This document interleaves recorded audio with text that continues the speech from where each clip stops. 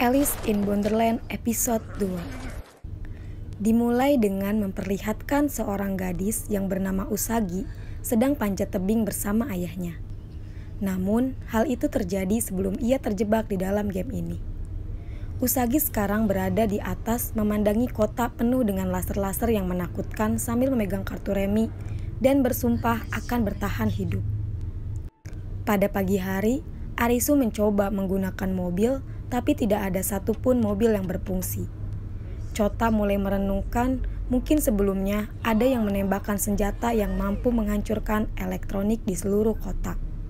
Karena semua elektronik mati dan tidak berfungsi kecuali radio jadul yang tidak memiliki chip. Ketika mereka sedang makan bersama, mereka menceritakan bagaimana kejadian sebelum terjebak dalam game ini. Shibuki menceritakan kalau sebelumnya dia sedang bekerja, tapi kenyataannya dia sedang sekedip papap bersama bosnya agar naik jabatan. Shibuki mengatakan kalau dirinya sudah terjebak dalam game ini 3 hari yang lalu, sedangkan mereka bertiga baru kemarin. Arisu masih bertanya-tanya kenapa ada perbedaan waktu. Arisu yakin pasti ada seseorang yang membuat game ini. Mengingat laser berteknologi tinggi, dia pun bertanya-tanya, siapa yang membuat permainan ini? Pemerintah ataukah perusahaan IT yang terlibat? Pada malam harinya, karena luka bakar Chota semakin parah, sehingga malam itu dia bersama Shibuki, sedangkan Arisu dan Karebu akan bermain game, agar membiasakan diri sehingga bisa melindungi Chota di game berikutnya.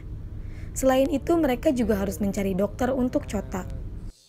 Ketika mereka baru sampai ke tempat permainan, ternyata sudah banyak orang yang menunggu permainan dimulai, termasuk Usagi. Tapi tidak ada satupun dokter di antara mereka. Permainan kali ini diberi kartu 5 skop, yang artinya permainan fisik dengan tingkat kesulitan 5. Salah satu pemain yang bernama Nitobe memberitahu jika kartu remi yang mereka dapatkan itu memiliki arti yang berbeda-beda. Jika keriting, itu pertarungan tim, jika wajik, itu kecerdasan, dan kartu hati adalah permainan yang paling merepotkan, karena tentang pengkhianatan yang melibatkan hati setiap pemain. Semakin angkanya besar, tentu aja semakin besar tingkat kesulitannya. Permainan pun segera dimulai. Kali ini, peraturan permainan ini adalah para pemain harus berlari dari pengejar, dan dalam 20 menit harus menemukan zona aman. Kalau tidak, gedung ini akan meledak. Sementara Chota, dia terus aja berdoa meminta keselamatan. Shibuki datang dan mendengarkan Chota bercerita. Dia menceritakan bahwa ibunya sangat religius, sampai-sampai ibunya rela ditidurin oleh anggota sekte itu. Di sekolahnya juga Chota sering dibully teman-temannya, tapi Karube dan Arisu yang menolongnya. Shibuki bertanya-tanya, apakah kamu rela mati demi teman-temannya?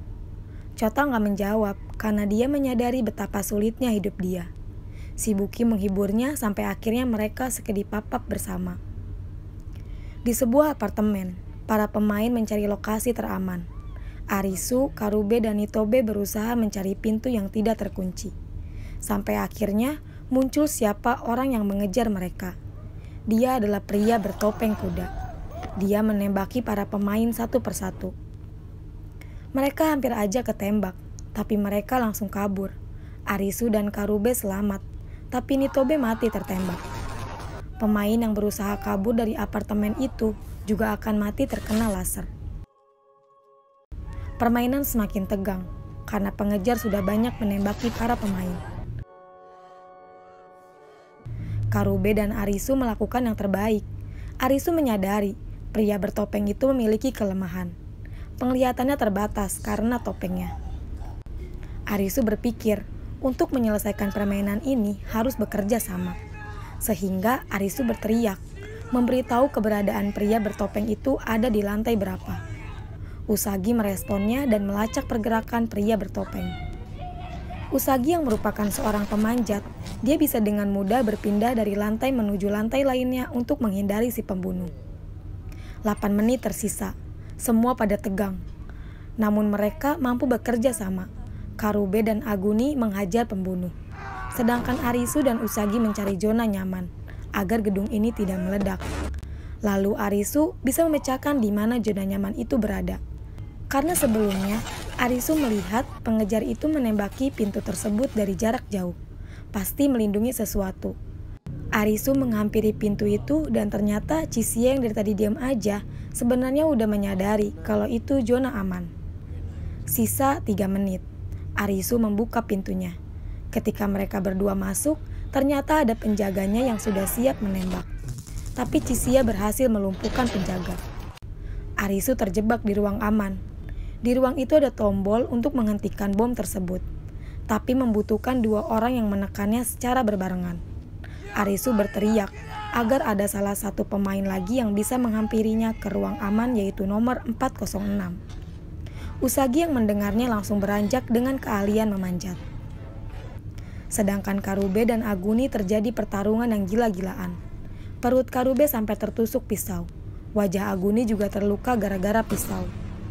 Kabar buruknya, di waktu yang tersisa sedikit, penjaga ruangan itu berhasil membuka pintu. Terjadi tembak-tembakan, tapi Arisu berhasil menghindarinya. Atas kerjasama mereka berhasil melumpuhkan penjaga dengan setruman.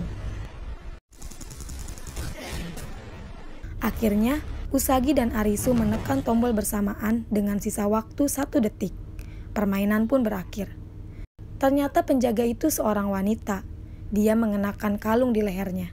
Tiba-tiba kalung itu meledakkan dirinya. Jelas, bukan mereka aja yang terjebak di dalam game ini. Para pengejar dan penjaga juga dikendalikan oleh Master Game. Sebelum film bersambung, Karube menemukan radio di saku pemain yang terbunuh, yang memberikan pesan berulang kali, yaitu kembali ke pantai.